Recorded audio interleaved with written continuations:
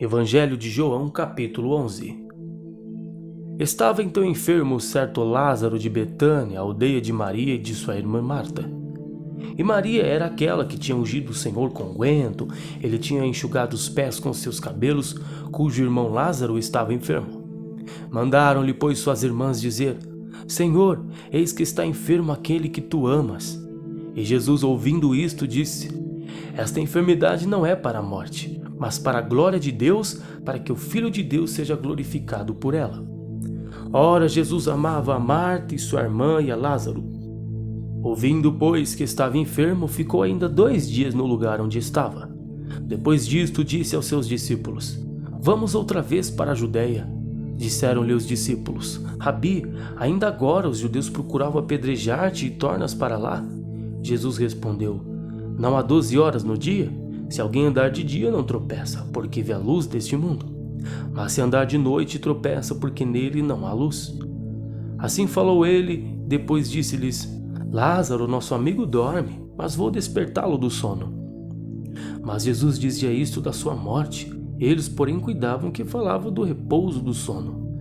Então Jesus disse-lhes claramente: Lázaro está morto, e folgo por amor de vós de que eu lá não estivesse, para que acrediteis, mas vamos ter com ele.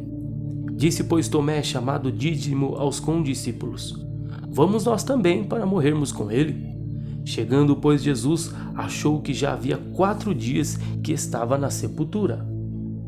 Ora, Betânia distava de Jerusalém quase 15 estádios, e muitos dos judeus tinham ido consolar Marta e Maria acerca de seu irmão.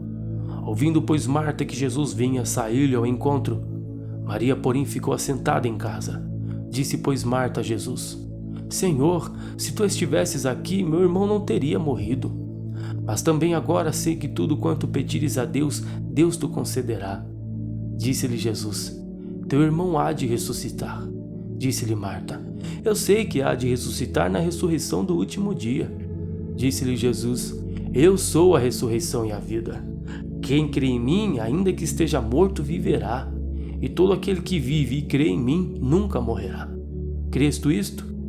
Disse-lhe ela: Sim, Senhor, creio que tu és o Cristo, o Filho de Deus, que havia de vir ao mundo. E dito isto, partiu e chamou em segredo a Maria, sua irmã, dizendo: O mestre está aí e te chama. Ela, ouvindo isto, levantou-se logo e foi ter com ele. Ainda Jesus não tinha chegado à aldeia, mas estava no lugar onde Marta o encontrara. Vendo, pois, os judeus que estavam com ela em casa e a consolavam, que Maria apressadamente se levantara e saíra, seguiram-na, dizendo: Vai ao sepulcro para chorar ali. Tendo, pois, Maria chegado onde Jesus estava e vendo, lançou-se aos seus pés, dizendo-lhe: Senhor, se tu estivesses aqui, meu irmão não teria morrido. Jesus, pois, quando a viu chorar e também chorando os judeus que com ela vinham, moveu-se muito em espírito e perturbou-se, e disse: Onde o puseste? Disseram-lhe: Senhor, vem ver. Jesus chorou. Disseram, pois, os judeus: Vede como o amava. E alguns deles disseram: Não podia ele, que abriu os olhos ao cego, fazer também com que este não morresse? Jesus, pois, movendo-se outra vez muito em si mesmo, foi ao sepulcro, e era uma caverna, e tinha uma pedra posta sobre ela. Disse Jesus: Tirai a pedra.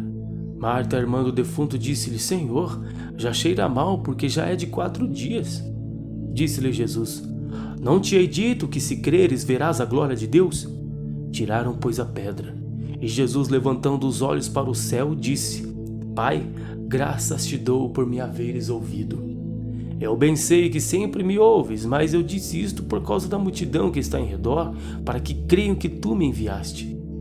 Tendo dito isto, clamou com grande voz: Lázaro, vem para fora. E o defunto saiu, tendo as mãos e os pés ligados com faixas, o seu rosto envolto num lenço.